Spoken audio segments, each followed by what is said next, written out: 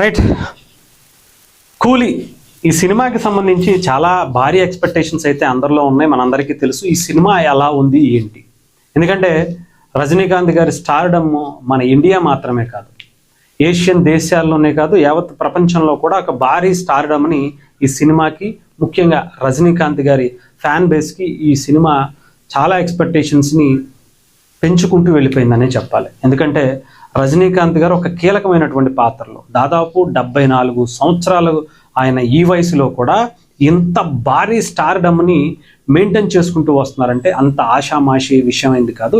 ఇది మన తెలుగు లేదా తమిళ లేదా ఇండియాలోనే కాదు, ప్రపంచంలో కూడా ఏ హీరోకి లేనటువంటి ఫ్యాన్ బేస్ ఈ ఏజ్లో ఆయన ఇంకా కొనసాగిస్తున్నారంటే రజనీకాంత్ గారి మీద ఉన్నటువంటి ప్రేమ, ఆయన మనుషుల మీద ఉండేటువంటి ప్రేమని, చూపించేటువంటి ప్రేమని ఎంతమందో ఇష్టపడుతూ ఉంటారు. దానికి ఆయన ఫ్యాన్ బేసే ఉదాహరణగా మనం చూడొచ్చు.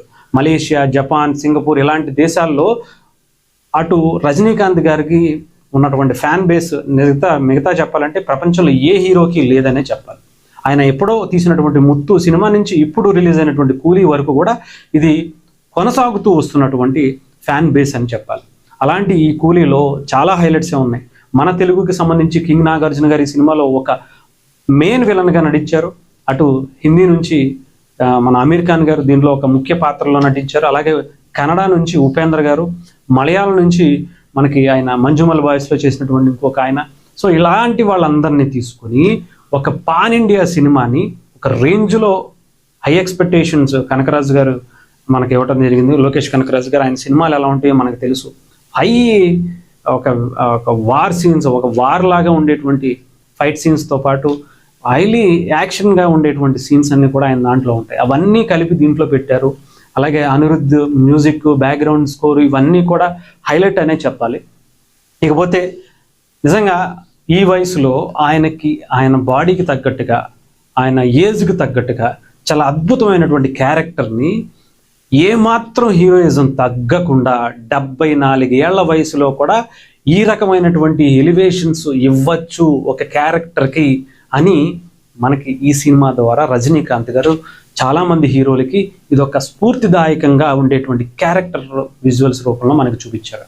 ఆయన డైలాగ్ డెలివరీలో కానీ, లేదా ఆయన చేసేటువంటి యాక్షన్స్ కావచ్చు, ఆయన ఆఖరికి ఆయన నడిచేటువంటి వాక్లో కూడా, ఆ నడకలో కూడా ఒక స్టైల్ని ప్రజెంట్ చేసుకుంటూ ఈ వయసులో కూడా ఏమాత్రం తగ్గకుండా, బెనకకుండా ఒక బలమైనటువంటి డైలాగ్ డెలివరీని ఆయన ఇవ్వటం జరిగింది. సో డెఫినెట్గా అటు వార్తో పోల్చుకుంటే కూలీ ముందుందనే చెప్పాలి. కూలీకి సపరేట్గా చెప్పాలంటే అటు చాలా సీన్స్, ఎందుకంటే ఇక్కడ నాగార్జున గారి ఒక విలనిజం చాలా బాగా పండిందని కూడా చెప్తున్నారు. ఆయన చాలా అద్భుతంగా నటించారు దీంట్లో కూడా. విలన్ అంటే ఇలా ఉంటారా, నాగార్జున గారు ఇలాంటి క్యారెక్టర్ కూడా చేయగలుగుతారా అనుకునేటువంటి విధంగా ఈ సినిమా ఉంది అని నేను నా ఒక్క అభిప్రాయం కాదు, మిగతా వాళ్ళ అభిప్రాయం కూడా తెలుసుకుని చెప్తున్నాను. సో అంతేకాకుండా ఈ సినిమాలో చాలా హైలైట్స్ ఉన్నాయి. ఒకటి కాదు, రెండు కాదు. తన ఫ్రెండ్ కోసం రజనీకాంత్ గారు తీసుకునేటువంటి డెసిషన్స్ కావచ్చు, అటు వైజాగ్ పోర్టుకి సంబంధించినటువంటి ఇష్యూస్లో జరిగేటువంటి సస్పెన్స్ యాక్షన్స్ కావచ్చు, ఇవన్నీ కూడా అమీర్ ఖాన్ వచ్చేటువంటి సీన్స్, ఆయన చాలా ఎంజాయ్ చేస్తూ చేసేటువంటి యాక్టింగ్ కావచ్చు, ఇవన్నీ కూడా ఈ సినిమాకి హైలైట్గా ఉంది. ఆయన క్యారెక్టర్ కూడా చాలా ఫన్నీగా ఉంటుంది, అట్ ద సేమ్ టైం మంచి ఇంపాక్ట్ కూడా కలిగిస్తుంది. అంతే కావచ్చు, ఇంకా మనకి మంజుమల్ బాయ్స్ చేసేటువంటి క్యారెక్టర్ కావచ్చు, లేదంటే మన ఉపేంద్ర గారు చేసేటువంటి క్యారెక్టర్ కావచ్చు, సత్యరాజ్ గారు చేసేటువంటి క్యారెక్టర్ కావచ్చు, శృతి హాసన్ గారు కూడా ఒక మంచి ఎమోషనల్ టచ్ ఇచ్చేటువంటి క్యారెక్టర్ కూడా చేశారు.